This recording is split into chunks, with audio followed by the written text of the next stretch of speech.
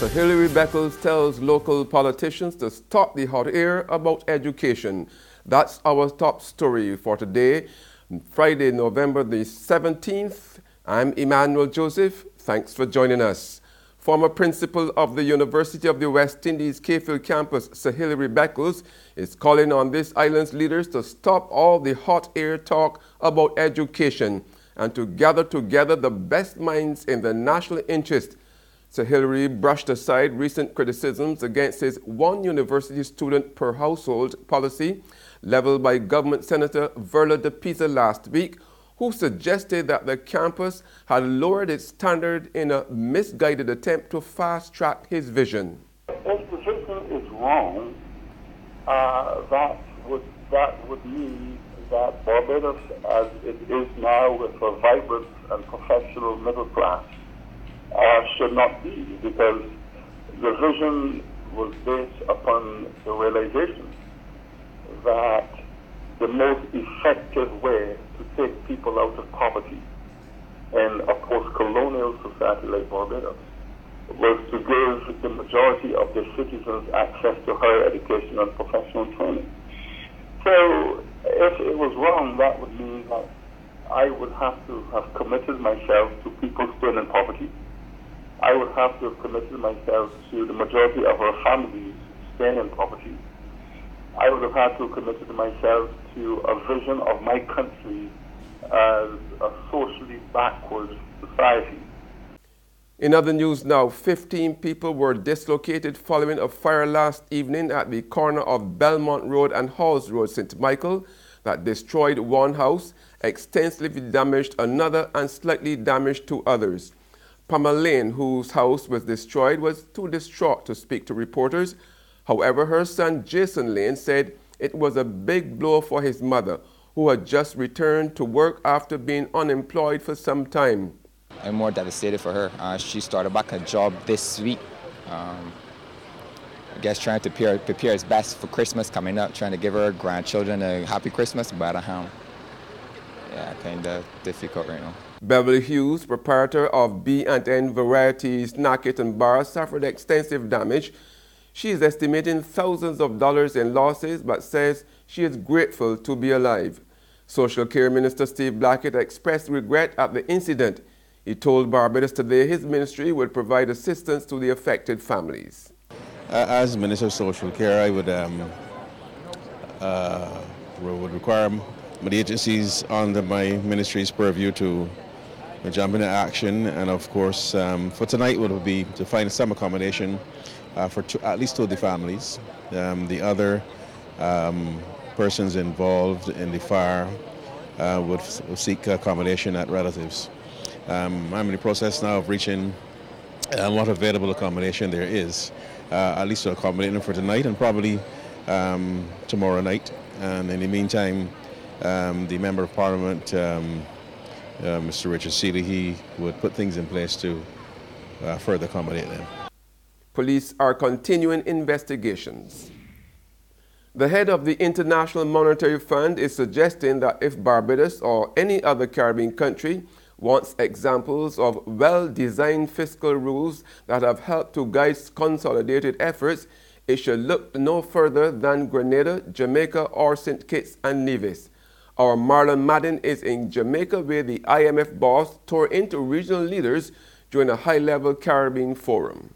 Addressing the high-level meeting in Kingston, Jamaica on Thursday, the IMF chief said too often Caribbean leaders allowed politics and electoral cycles to get in the way of fiscal policies designed to grow their economies. Lagarde complained that several Caribbean countries have been recording low economic growth for decades, which he said has led to social problems including crime and youth unemployment. The Frondell Stewart administration has been under increasing pressure from top economists and the private sector to turn to the IMF for help to reverse the worrying slide in foreign exchange reserves, high debt, and wide fiscal deficit. The IMF leader did not single out any country but spoke broadly to the urgent need for economic growth, which he said was critical to addressing the economic and social issues affecting some countries in the region. Growth has also been affected by structural impediments, and a few come to mind. The high cost of electricity, limited access to credit for both households and small and medium-sized enterprises, high rates of violent crime and a persistent outflow of highly skilled workers, the well-known brain drain. Lagarde also put regional leaders on notice that in light of recent hurricanes, the IMF stood willing and ready to assist wherever possible. Marlon Madden reporting for Barbados Today. There's regional and international news after this short break. Indulge your every craving at this year's Barbados Food and Rum Festival, November 16th to 19th. Thursday, the festival kicks off at Oyston's. Friday, the Barbados Concord Experience, 8 chefs, 6 mixologists and the energetic Spice & Company. Saturday, taste the spirits of polo featuring Chef Jason Howard. This would not be Barbados without a beach party. Sunday, enjoy an impressive lineup of Barbadian entertainers at the Hilton for Feet in the Sand. And the weekend would not be complete without the Gourmet Safari Dinner Series at the Cliff, the Crane and the Tides. Remember, November 16th to 19th. Get your tickets at TicketPal box offices today.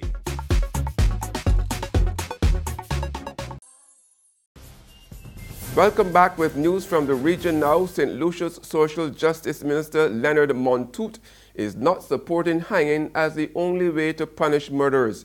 Speaking at a wide-ranging televised press conference on plans by government to address a number of social issues, chief among them being crime, Montoute made it clear that capital punishment is not a deterrent. I believe that if it is a law, the law should be enforced. However, I would feel a lot more comfortable if we find other avenues, to deal with perpetrators of crime other than the gallows. That's my personal position as far as that is concerned. Because, even beating children at school, for instance, I don't know that will provide better results than taking a different approach. On the international scene, Human Rights Watch has accused Myanmar security forces of widespread rape over the past 3 months against Rohingya Muslims in the country's Rakhine state. More in this Euronews report. The group spoke to 52 women and girls who fled Bangladesh. 29 said they'd been raped. Since August 25, Burmese military have carried out a campaign of ethnic cleansing against Rohingya in northern Rakhine state. The result has been a humanitarian crisis of staggering speed and severity. Human Rights Watch has called on the UN to impose an arms embargo and targeted sanctions against military leaders responsible for human rights violations. That's news, but for the very latest, visit our website at www.barbadostoday.bb. You can also subscribe to our e-paper, email updates, or like us on Facebook. We are also on Izumi Media in bus terminals, as well as screenplay at supermarkets and gas stations near you. You can also hear us on Mix 96.9 FM. I'm Emmanuel Joseph. Have a fantastic day.